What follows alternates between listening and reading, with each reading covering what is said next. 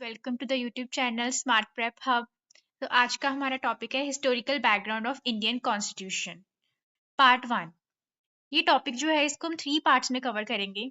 Firstly the company rule, इसको हम आज की वीडियो में कवर करेंगे।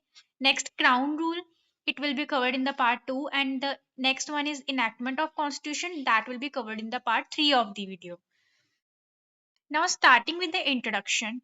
इंडियन कॉन्स्टिट्यूशन का हिस्टोरिकल बैकग्राउंड जो है वो 2 सेंचुरी पहले ब्रिटिश रूल के टाइम पे स्टार्ट हुआ।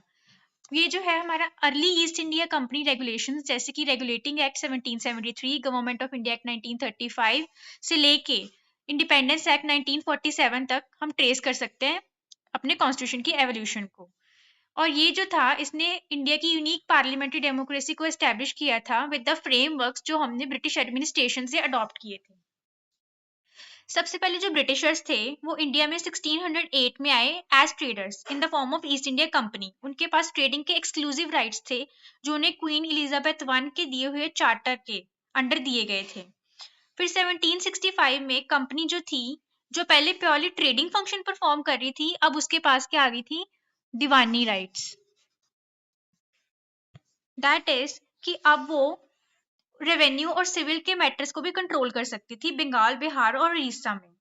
देन जब रिवोल्ट हुआ 1858 का, तब ब्रिटिश क्राउन जो था उसकी डायरेक्ट रिस्पॉन्सिबिलिटी आ गई इंडिया की गवर्नेंस की। अभी हम वन बाय वन देखेंगे कौन कौन से एक्ट आए थे। सबसे पहले रेगुलेटिंग एक्ट ऑफ 1773 आया था।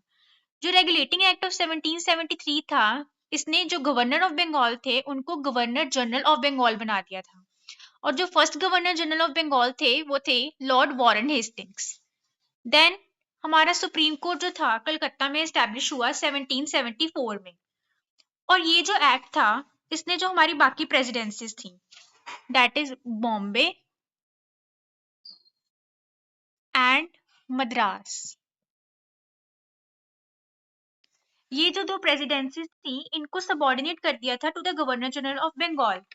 पहले इनके पास जो थे ये इंडिपेंडेंट थी presidencies, but after this act came into existence ये जो प्रेसिडेंसीज थी ये सबऑर्डिनेट हो गई to the governor general of Bengal.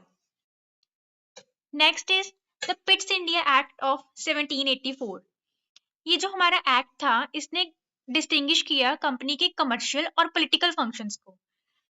इसने कंपनी के कमर्शियल अफेयर्स को मैनेज करने के लिए कोर्ट ऑफ डायरेक्टर को अपॉइंट किया एंड बोर्ड ऑफ कंट्रोल को अपॉइंट किया to manage the political affairs of the company.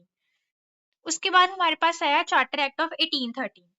जो हमारा चार्टर एक्ट था 1813 का उसने अबॉलिश कर दी जो हमारी ट्रेड मोनोपोली थी कंपनी की इंडिया में। लेकिन जो ट्रेड मोनोपोली थी उसकी चाइना में इन टी, उसको उसने अबॉलिश नहीं किया।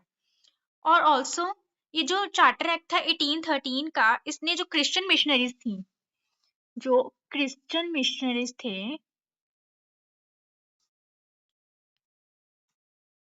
उनको इंडिया बुलाया ताकि वो लोगों को एनलाइटन कर सकें। उसके बाद उन्होंने वेस्टर्न एजुकेशन को भी स्प्रेड किया था among the inhabitants of the British territories in India. उसके बाद हमारे पास आ गया charter act of 1833। Charter act of 1833 जो था इसने गवर्नर जनरल ऑफ इंडिया की पोस्ट क्रिएट कर दी। अब गवर्नर जनरल ऑफ बंगाल जो थे उनको गवर्नर जनरल ऑफ इंडिया बना दिया गया। और जो first governor general of India थे वो थे विलियम बेंटिक। उसके बाद जो गवर्नर्स थे बॉम्बे और मद्रास के, उनसे लेजिस्लेटिव पावर्स ले ली गई और जो एक्सक्लूसिव लेजिस्लेटिव पावर थी वो गवर्नर जनरल ऑफ इंडिया को दे दी गई। नेक्स्ट हमारे पास आया चार्टर एक्ट ऑफ 1853। जो चार्टर एक्ट था 1853 का, सबसे पहले इसने एक लेजिस्लेटिव काउंसिल क्रिएट की and that legislative council was known as the Indian legislative council.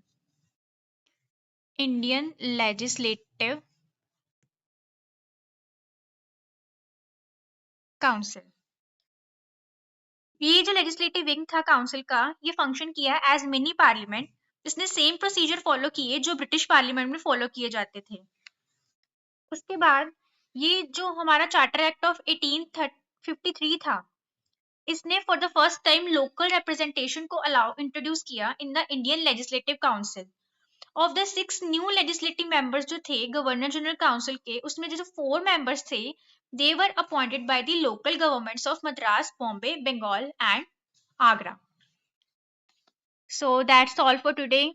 Thank you for watching the video. Kindly like, share, and subscribe the channel. और next part जो होगा will be covered in the next video. Thank you.